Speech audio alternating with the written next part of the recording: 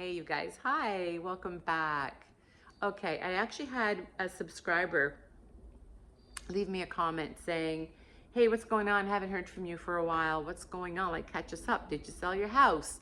Whatever happened with your stomach issues? Did you ever end up having H. pylori? Like, what's going on? You haven't done a video. Well, I haven't done a video because my rebuilding a kick-ass life journey my life hasn't been so kick-assy lately. It's actually been kind of shit, to be honest. And I'm not going to say I'm struggling, but I've just been going through it. I've been going through it. It has been a lot. And it's times like this that really I feel is where I grow the most. And so, I'm Emily. This is Rebuilding a Kick-Ass Life. And let's get right into it. Now, what do I mean about saying that this is where I grow the most? Well, this is where I actually take time to slow down, to reflect, to put things in perspective. When things aren't going my way, when things are, when life just throws shit at you, when nothing seems to be going right or turning out, that's the time that I get very sort of still with myself. I kind of isolate, and then I just take the time to just feel it, to sit with it, and to reflect. And I feel like it is where I grow the most. And I feel like when those things happen, it really does put things in perspective, because that's when I start thinking about, like, okay, am I sweating the small stuff here? Like, is this going to matter in 5 years? And also, it helps me to stop swimming upstream. It helps me to stop and think and reflect and almost surrender to what is, because if there's one thing that is a for sure, life is always going to be throwing shit our way. It is not perfect. Life is not fair. And so sometimes we can have things that just aren't going our way, or bad things that happen, and we can spiral or go down a rabbit hole or play victim, all of those things. And for me, I find that when life, because life is up and down, and I find that when life is down, that's when I sort of rise to the occasion and just really take time to assess the situation, be on my own, be alone with my thoughts, and not avoid my feelings or turn away from my feelings. Because there's this old saying that says you have to feel it to heal it. And I think that is so, so true. You have to go through it. You have to go through the pain, the hurt, the crying, the whatever, in order to come out of it. Sometimes when you have a really, really good cry, you just feel so much better. Well, that's been me for like the last month. And so there's been a lot going on. Okay. Let's go to my house, selling my house. So my plan was always my plan is that when I turned 60, I wanted to sell my house and move part-time to Portugal. I'm going to be 60 in June. But I thought I would sort of test the market a year prior to see what, sort of what's going on with the market. Now, I know what's going on with the market. It is a buyer's market here where I live in Canada. It is definitely a buyer's market. Not the best time to be selling. Especially on my street, there's 35 houses for sale when I listed my house in June. And so I really didn't get a lot of activity. Okay, long story short, I went to Portugal in August. I pulled the house off the market in August. The plan is still to sell my house because I have not deviated from my plan. I want to be in Canada part-time and I want to be in Portugal part-time. I love everything about Portugal. I am Portuguese. I was born in the north of Portugal. I love the culture, the food, the wine, the people, the music. I love everything about it. And I really want to get there. I really want to spend more time in Portugal. And so that is still the plan. So I will be relisting my house probably early spring. So that's still the plan. Now, okay, then let's go to the health issues, and let's start with my own health issues. So I have two family members that stomach cancer has been, two family members with stomach cancer. It's not my story to tell, so I don't want to talk about who it is or whatever, because it's not my story to tell, but I'm not going into their story. It's just that I did a video about all these symptoms I was having, which was belching, burping, bloating, reflux. And I've had H. pylori twice in my lifetime. H. pylori is a stomach infection, and those are the symptoms that you get with the stomach infection. Now, you can go completely asymptomatic with H. pylori. You can have no symptoms and have it for a really, really long time. The only problem with that is that H. pylori is also one of the leading causes of gastric cancer, stomach cancer. And so since I've had it twice before, and now there's two family members with stomach cancer, and I was presenting some of those symptoms, I went to get checked for H. pylori. And H. pylori, it's almost like you can't, like, it kind of goes dormant. It's there, like even with antibiotics, it's never really ever, it's hard to get rid of. And it's sort of like, I feel like it's all sort of like always present. Anyway, long story short, I had a colonoscopy and an endoscopy. Colonoscopy was totally fine. I was really nervous about doing it. It was my first time at 59. And you guys, honestly, the colonoscopy was nothing. Really, if you're like me and like, oh, I don't want to do it, but it was nothing. It was nothing. They give you propofol. Well, for me, they gave me propofol. I fell asleep and I woke up. I felt fine. I didn't feel nauseous or queasy or pukey or anything. And the colonoscopy was totally fine. There's no issues with it. The worst part was the prep. And that even was really, I mean, it was kind of gross, but it really wasn't that bad. So if you're being deterred not to do a colonoscopy because you're afraid to, it is nothing. I'm telling you, take it from me that didn't want to do it, nothing. The endoscopy is when they put the tube down the throat and look into your stomach. So they did that, and I did have H. pylori, which I'm not shocked that I had it because I've had it before and then I was presenting all those symptoms.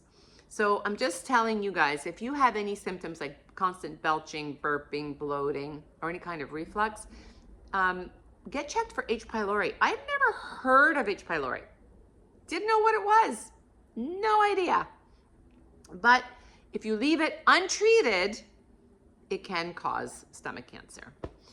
Okay, so that's that. I've been on antibiotics for a while, was retested, and there's no signs of it. But it's definitely something that I'm going to have to keep checking on because I know that I've had it before. And so if there's any kind of symptoms presenting themselves, then I know now that could be what's going on. Okay, so that is the H. pylori. And you guys, if you have those symptoms, go get checked for it. Also go get your colonoscopy, especially if you're older. It was no big deal. Okay, so my house didn't sell, but I still plan on selling it. And I still want to move to Portugal so badly, part-time. I'll work part-time here when I'm in Canada. I've actually been told that I should start a business in Portugal for staging because it's something new to them. They don't really do that, and there's a lot of expats that are moving to Portugal right now.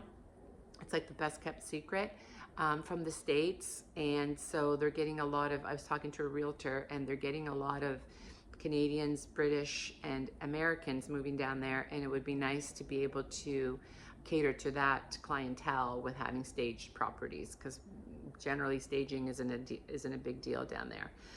So I could maybe do that, but I will just keep working here part-time. So there's that. Okay, so didn't sell my house. That sucks. Had H. pylori. That sucks. October, my father passed away. It was kind of a weird way in which he passed away. He's been in a home.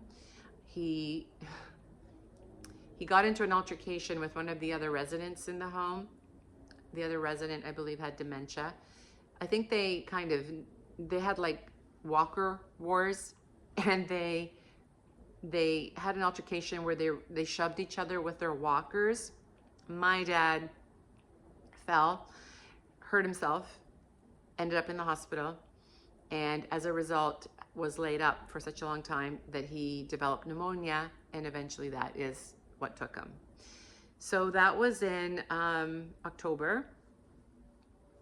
And then while I was at his funeral at the end of October, it took a while for the funeral to happen. We had family that needed to come in from the States and stuff. Anyway, while I was away in October, I had my dog Hudson, who was going to be 12 in January. I got Hudson when I applied for divorce, so Hudson has been with me forever. I can't believe I'm actually being so calm right now talking about this, because I'm telling you guys that if you see my Instagram, this is not me being like calm and just talking about it. It is me like having 3 separate complete meltdowns over Hudson. So anyway, when I was at my dad's funeral, I left Hudson. I feel like I need lip balm on my lips. I am so addicted to lip balm, but I don't want to go up and get up and grab it. Anyway, I left him with some friends, and while I was at my dad's funeral, he had hurt himself, and he had hurt his left hind leg about 5 years ago. He tore his ACL, and so that leg was really never the same. And then when I came home from my dad's funeral, I saw him limping and holding up his right leg, like wouldn't even touch it to the ground. And so I kept an eye on him, thought, you know, maybe he just overdid it playing with the kids, he needs some rest. Well, like 3 or 4 days in, he could barely lift his hind legs. He could barely lift himself up to go to the bathroom. I ordered something on Amazon that went under his belly. It was like a hoist, and I could help him up and down the stairs with that.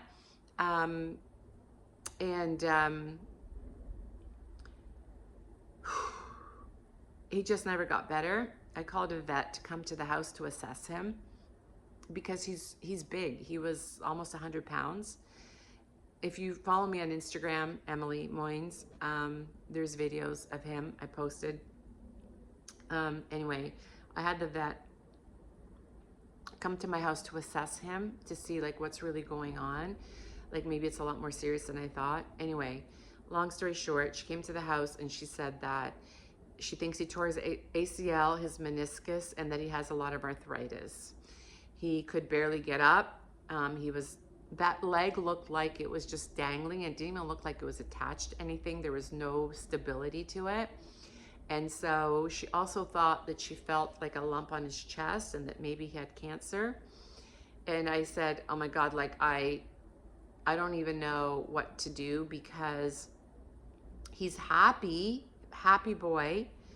He was eating, he was drinking, he wasn't letting on that like he had any pain, except that he couldn't walk and he couldn't move, and I had to help him outside and help him up and down the stairs. So without getting into all of it, long story short, because every time I start talking about it, I will start crying. It was decided that that it might be a good time to put him down. And when she said that, when the vet said that, and this is what I regret the most, and this is what I regret the most, and I've been playing over and over and over and over in my head. because I decided then and there to go ahead and euthanize him. And after it happened and they left, because the vet came at 10 in the morning to give him an assessment, and by 12 he was gone. You guys, don't do that. Give yourself some time to let it sink in, because that was November the 6th. I have cried every day, nonstop. I think this morning was the first time I did not cry, and it's called euthanasia guilt. It's a real thing. And euthanasia guilt is when it's like this profound sense of remorse, and it's playing over in your head. Oh my God, did I do it too soon? Did I do enough? Did I look into everything I could have looked into? Could I have done more? Could I have kept him around a little bit longer? He didn't know. I betrayed him. He woke up that morning happy. He was still happy when the vet was here. He couldn't walk, but he was happy. So he trusted me and I betrayed him. He didn't know. And then that morning, it's like I felt like I made the decision. I'm gonna cry. I'm gonna cry.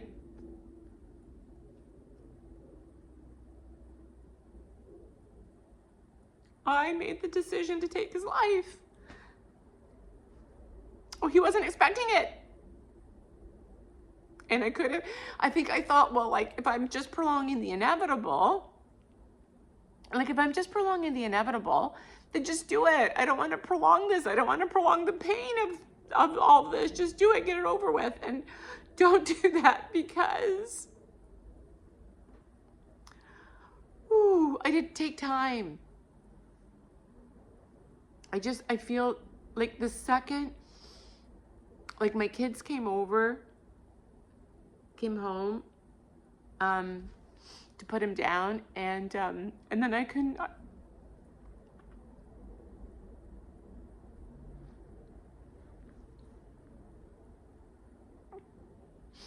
bear the thought of watching him go into the body bag, so I left the room. And I went upstairs and I could hear it being zipped up. And I took him out.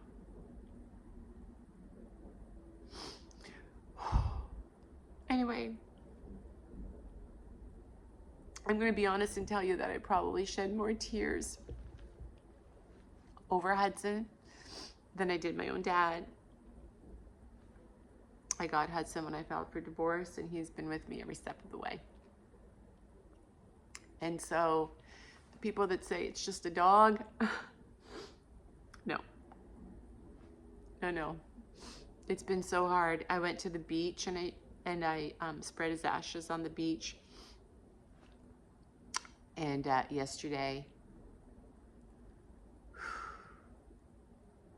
I went to take a walk on the beach, and I had written "I love you" with his ashes, with a heart at the end. And the heart was still there almost 2.5, 3 weeks later. And I don't even know how that's possible, because I put the ashes right by the water. Like, I didn't put it, like, it wasn't like at the end, on the sand. It was on the sand, the ashes, but they're right by the water. So I would have thought that the water would have washed everything up.